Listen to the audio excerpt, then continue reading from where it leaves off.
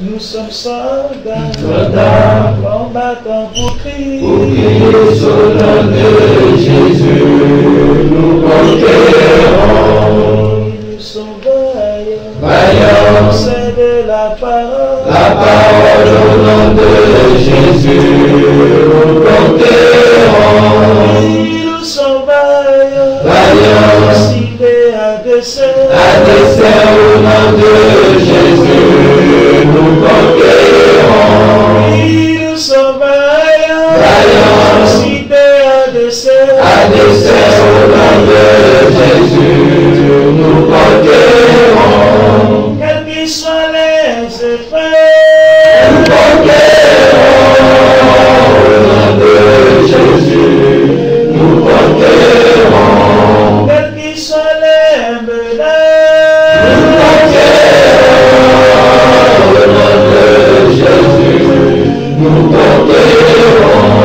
quels qu'ils soient les mensonges, Nous conquérons au nom de Jésus, nous conquérons. quels qu'ils soient l'adversité,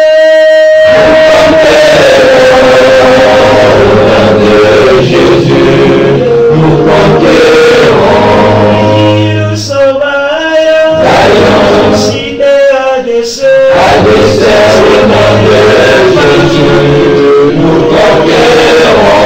Nous sommes vaillants, Vaillants, cités à dessein. à dessein au nom de Jésus, nous conquérons. Nous sommes vaillants, Vaillants, c'est de la parole. la parole au nom de Jésus, nous conquérons. Nous sommes vaillants, Vaillants, cités à dessein. à dessein au nom de Jésus, nous conquérons. Quels qu'ils soient les mensonges,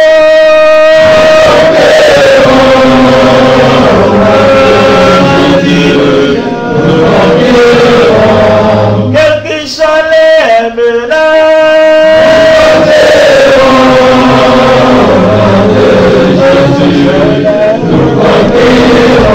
quelle que soit l'adversité,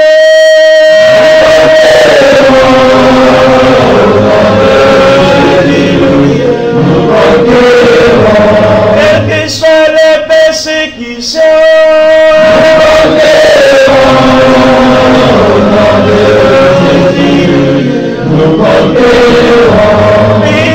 nous sommes vaillants, suscités à dessein.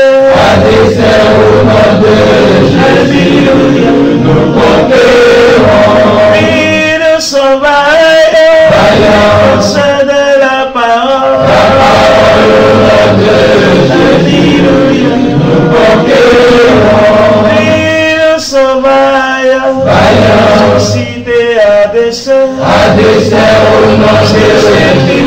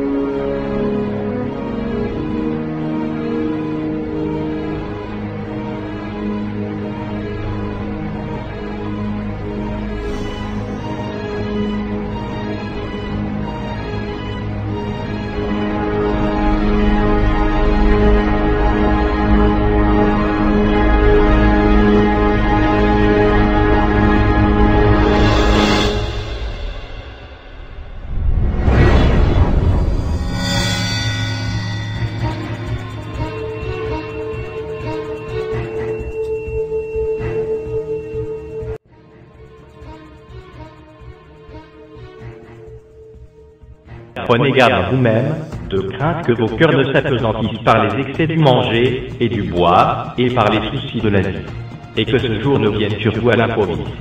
car il viendra comme un filet sur tous ceux qui habitent sur la face de toute la terre.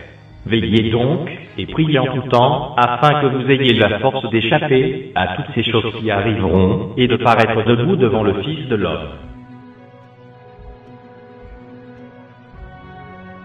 Et je vis sortir de la bouche du dragon, et de la bouche de la bête, et de la bouche du faux prophète, 3 esprits impurs, semblables à des grenouilles. Car ce sont des esprits de démons qui font des prodiges, et qui vont vers les rois de toute la terre, afin de les rassembler pour le combat du grand jour du Dieu Tout-Puissant.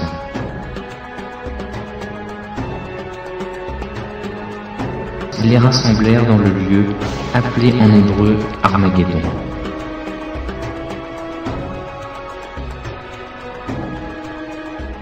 Puis, je vis monter de la terre une autre bête, qui avait 2 cornes semblables à celles d'un agneau, et qui parlait comme un dragon. Elle exerçait toute l'autorité de la première bête en sa présence, et elle faisait que la terre et ses habitants adoraient la première bête, dont la blessure mortelle avait été guérie. Elle opérait de grands prodiges, même jusqu'à faire descendre du feu du ciel sur la terre, à la vue des hommes. Et elle séduisait les habitants de la terre par les prodiges qui lui étaient donnés d'opérer en présence de la bête, disant aux habitants de la terre de faire une image à la bête qui avait la blessure de l'épée et qui vivait. Et il lui fut donné d'animer l'image de la bête, afin que l'image de la bête parlât, et qu'elle fit que tous ceux qui n'adoreraient pas l'image de la bête fussent tués.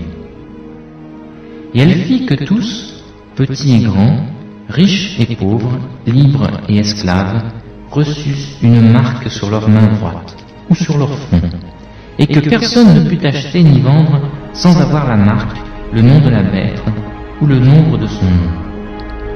C'est ici la sagesse. Que celui qui a de l'intelligence calcule le nombre de la bête, car c'est un nombre d'hommes, et son nombre, c'est 666.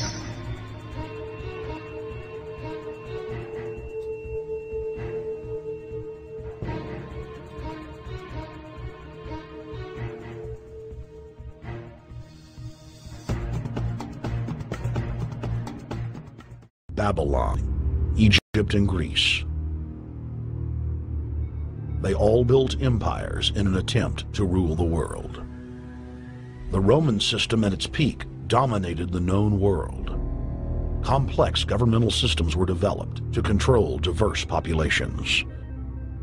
During the period between the 15th and 19th century, new empires emerged and again waged war for supremacy.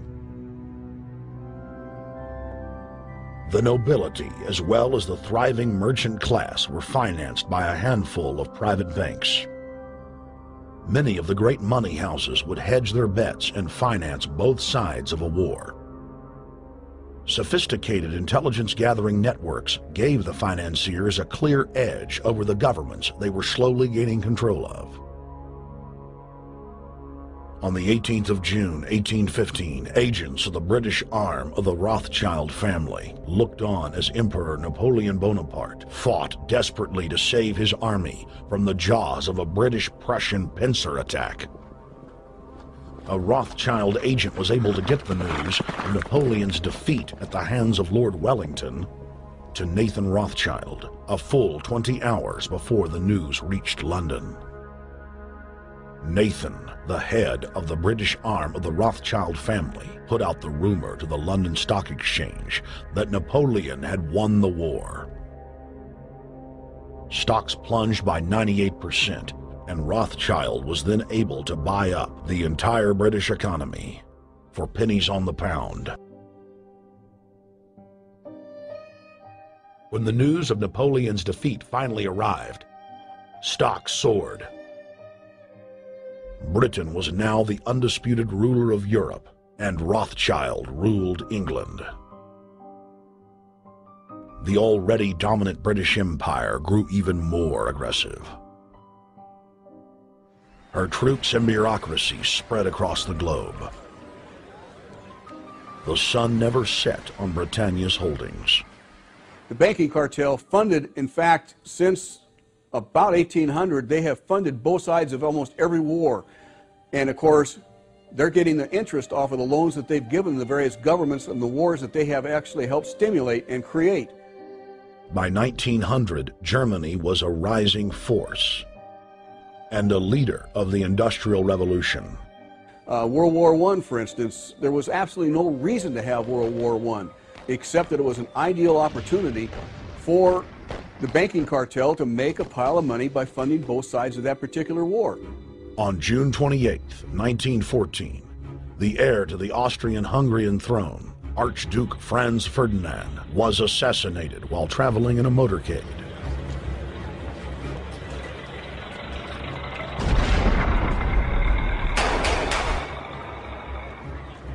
The Black Hand, a Serbian secret society with connections to French and British intelligence, took credit. World War I had begun.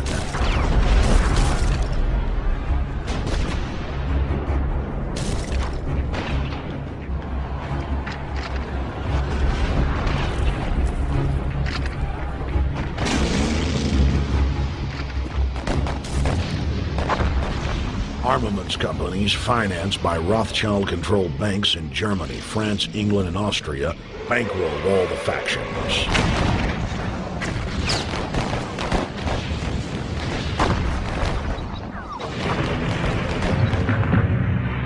At least 20 million were killed in the war. It was a conflict so terrible the people vowed to never fight again. They dubbed it the War to End All Wars. Question is, why did they want war? Well, first of all, is money and power. But secondly, they wanted to create the League of Nations. They had this in their plans all along, and as a consequence, once the war was over or about to be over, they began to formulate this idea of a League of Nations, so this would never ever happen again. Hundreds of years of practice made the British experts at hiding their empire behind puppet governments and councils. In the name of stopping all future conflicts, they proposed that countries would join a League of Nations. Their true intention was for the League to serve as a framework for world government. President Woodrow Wilson, who had spearheaded the establishment of the private Federal Reserve System in the United States in 1913, strongly supported the establishment of the League of Nations. Woodrow Wilson was a very naive president. He was basically a college professor that was grafted into this whole system. The League convened in Paris in 1919, but many nations recognized it as a threat to their sovereignty and refused to join. Frustrated by the U.S. Congress blocking the League of Nations, British intelligence, with the help of the Rockefeller family, set up the Council on Foreign Relations in New York City in 1921. The Council recruited the best and brightest of American life to support the growth of the Anglo-American Empire. The CFR's stated mission is to abolish all nation-states in favor of an all-powerful world government administered by a tiny elite. By 1930, the promoters of world government had split into two interlocking camps: the Fabian Socialists centered in London, and the Fascist based in Italy and Germany. National Socialism will use its own revolution for establishing a new world order. Adolf Hitler. Supporters of the fascists in the United States and England believed that the military should be used to quickly transform the world into a new world order, while the more sophisticated practitioners of globalism stated that incrementalism was the sure path to world domination. Congressional Medal of Honor winner Major General Smedley Butler went public in 1934, exposing an attempt by the robber barons to launch a military overthrow of the United States. The war hero testified to the McCormick-Dickstein Committee in Congress that some of the most powerful men in America had tried to recruit him to lead a military coup so they could set up National Socialism in the United States.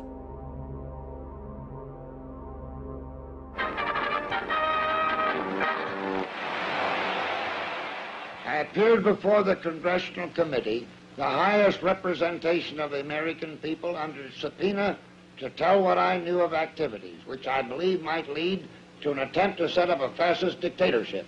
I was supposed to lead an organization of 500,000 men, which would be able to take over the functions of government. The fascists had also made deep inroads in England. Edward VIII, King of England, was forced to abdicate the throne because of his public support for Hitler. Was es sich dabei nicht nur das negative Problem der Bekämpfung dieser Lehre und ihrer Organisation handelt, sondern die Durchführung der positiven Aufgabe der Gewinnung des deutschen Arbeiters für den nationalen Staat.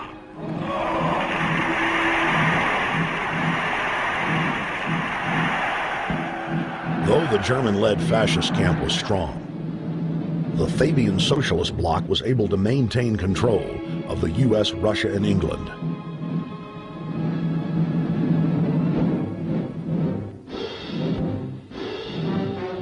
In the build-up to World War II, and during the conflict, the bankers again financed both sides, just as they had done with Napoleon.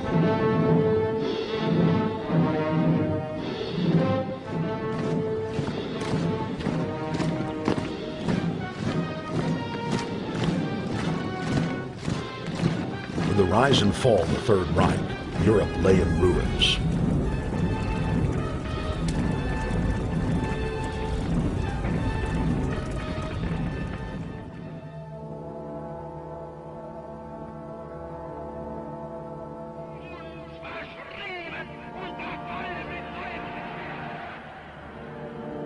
Once again, the elite claimed that only global governance could save humanity from certain destruction. And this time, the elite would succeed in setting up their world body.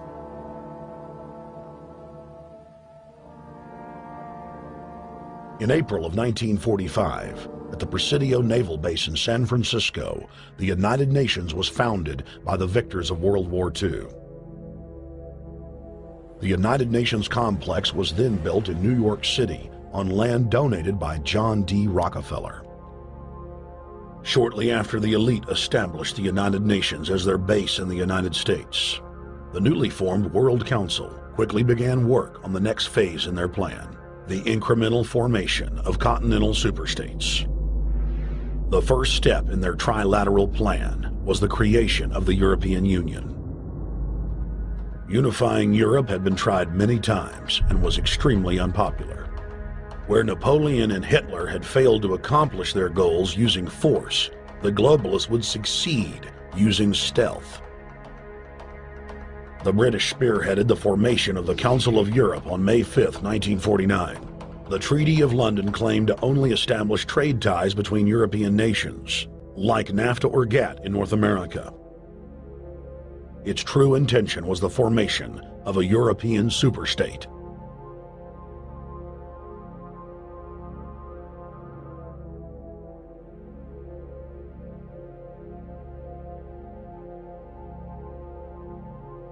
In 1954, the elite of the planet met in secret at the Bilderberg Hotel in Oosterbeek, Holland. The Bilderberg Group would later admit that their mission was the formation of the EU.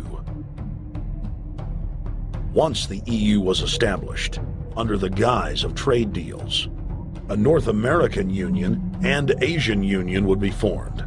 The three interlocking superstates formed the core of the global government, while the United Nations would serve as a world regulatory and enforcement body over the Third World subregions. The Bilderberg Group consists of the heads of all of the managing roundtable groups that steer individual countries. Picture the elite power structure of the world as a giant pyramid, with only the elite of the elite at the tip top of the capstone.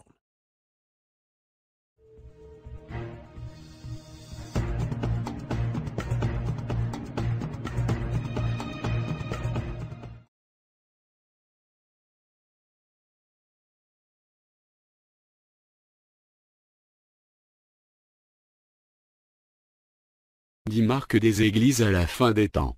Une interprétation du Nouveau Testament de la Bible.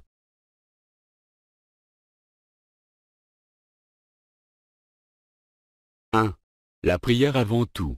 Jésus a commandé, restez donc en éveil, priez en tout temps, afin d'avoir la force d'échapper à tous ces événements à venir et de vous présenter debout devant le Fils de l'homme.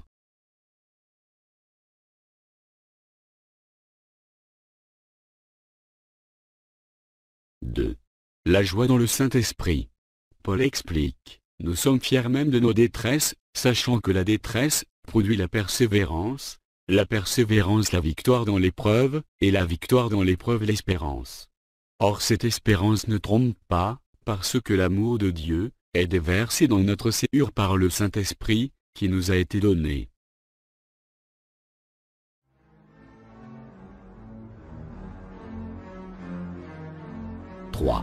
Se tenir contre le mal spirituel. Ce n'est pas contre l'homme que nous avons à lutter, mais contre les puissances, contre les autorités, contre les souverains de ce monde de ténèbres, contre les esprits du mal dans les lieux célestes. C'est pourquoi, prenez toutes les armes de Dieu, afin de pouvoir résister dans le jour mauvais, et tenir ferme après avoir tout surmonté.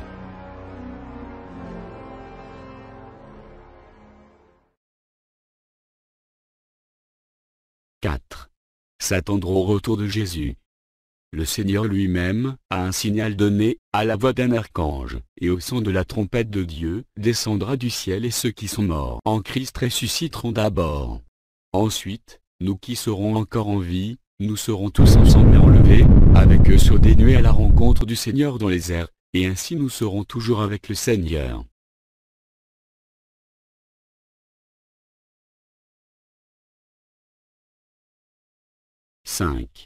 Se rassembler chaque jour. Retenons fermement l'espérance que nous proclamons, car celui qui a fait la promesse est fidèle. Veillons les uns sur les autres, pour nous inciter à l'amour et à de belles œuvres. N'abandonnons pas notre assemblée, comme certains en ont l'habitude, mais encourageons-nous mutuellement. Faites cela d'autant plus que vous voyez s'approcher le jour.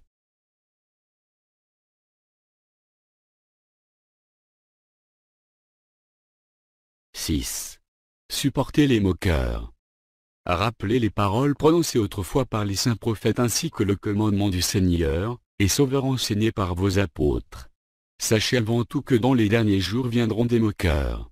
Ces hommes vivront en suivant leurs propres désirs et diront, où est la promesse de son retour ?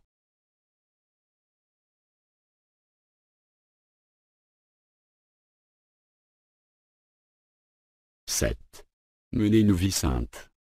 Combien votre conduite et votre piété doivent-elles être saintes. Attendez et hâtez la venue du jour de Dieu, jour où le ciel enflammé se désagrégera et où les éléments embrasés se fondront. Mais nous attendons, conformément à sa promesse, un nouveau ciel et une nouvelle terre, où la justice habitera.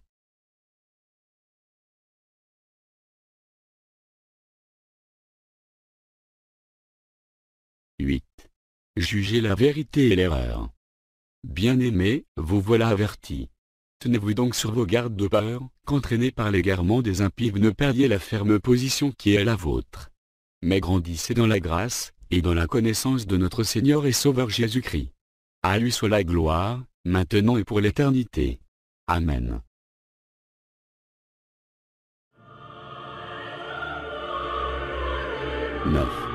Persévérer dans la foi. John a prévu, si quelqu'un a des oreilles, qu'il écoute. Si quelqu'un fait des prisonniers, il sera emmené prisonnier. Si quelqu'un tue par l'épée, il doit être tué par l'épée. C'est ici que sont nécessaires la persévérance et la foi des saints.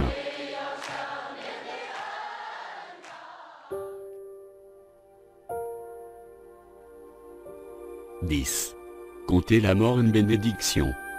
C'est ici qu'est nécessaire la persévérance des saints, qui gardent les commandements de Dieu et la foi en Jésus. Puis j'entendis du ciel une voix qui disait, écrit, heureux les morts qui meurent dans le Seigneur, et ce dès maintenant. Oui, dit l'Esprit, ainsi ils se reposent de leurs travaux, mais leurs œuvres les suivent.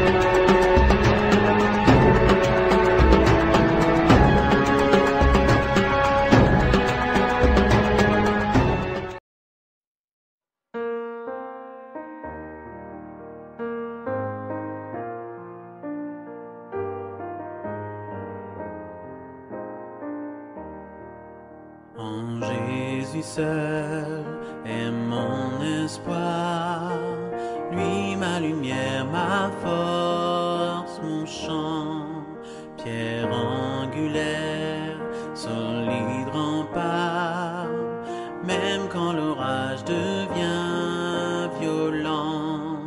Oh quel amour, oh quelle paix, les luttes cessent, la peur se tait, mon réconfort, mon plus grand bien, dans l'amour du Christ je me tiens. En Jésus seul, Dieu s'est fait chair, dans un enfant, oh quel mystère, ce don d'amour, de sainteté, haï par ceux qu'il vint sauver. Jusqu'à la croix, il s'est livré, sur lui la colère est tombée, tous mes péchés, il les a pris, par la mort de Jésus, je vis. Là dans la tombe, il reposait, lumière vaincue par les ténèbres. Quel jour glorieux, il apparaît, d'entre les morts il se relève, et sur ma vie, par sa victoire, le péché perd tout son pouvoir. Il est à moi, je suis à lui, racheté par le sang du Christ. Je vis en paix, je meurs sans crainte, gardé par la puissance du Christ, du premier cri au dernier souffle. Jésus est maître de ma vie. Les plans des hommes ou du malin ne peuvent m'arracher de sa main, et qu'il revienne ou me rappelle, par la force du Christ je tiendrai.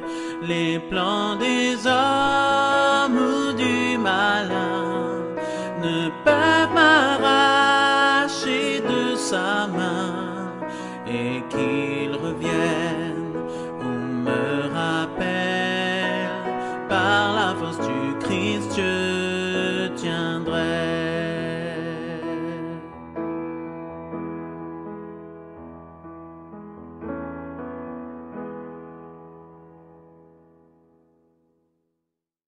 Là, le Saint-Esprit ne sera plus sur la terre. En ce temps-là, il ne sera plus sur la terre. J'ai commencé à avoir un trafic énorme. J'ai commencé à avoir des accidents. Toutes les personnes qui étaient appelées avant, il me dit, ils chercheront la mort, mais la mort ne sera plus. La mort ne sera plus dans ce temps-là. Et précisément, j'ai commencé à voir que là, il y avait des personnes amères. J'ai commencé à voir comment circulaient des revues qui disaient « Des millions de personnes ont disparu ». Beaucoup de ceux qui savaient que Christ venait pour un peuple saint, et aussi ceux qui avaient connaissance de sa parole, pleuraient dans les rues. Il y en avait tant, mais ils ne pouvaient rien faire. Et le Seigneur ferma l'écran et il me dit « Je viens là chercher un peuple saint. Je viens bientôt chercher mon Église. Veille sur ce que tu fais pour accomplir ce que je t'ai demandé. Dis à mon peuple que je reviens d'ici peu. Dis à mon peuple que je reviens déjà. » Le Seigneur me dit, dis à mon peuple que je reviens déjà et que je viens pour un peuple saint. Dis à mon peuple que c'est seulement les saints C'est seulement les saints qui me verront. Le temps est proche. Le Seigneur a permis de signaler et révéler à l'humanité ce qui arrivera. Aujourd'hui, c'est le temps du salut. Et que tu invites ta vie à ton unique sauveur, Jésus. Prends ce temps de choisir ta destinée. La vie ou la mort. Le ciel ou l'enfer. Jésus ou le diable. C'est très clair. D'appartenir à Dieu ou d'appartenir au diable. De faire le bien ou de faire le mal. Ton choix sera ta destinée. Vie éternelle ou étang de feu. Réfléchis. Fais le choix. Décide maintenant.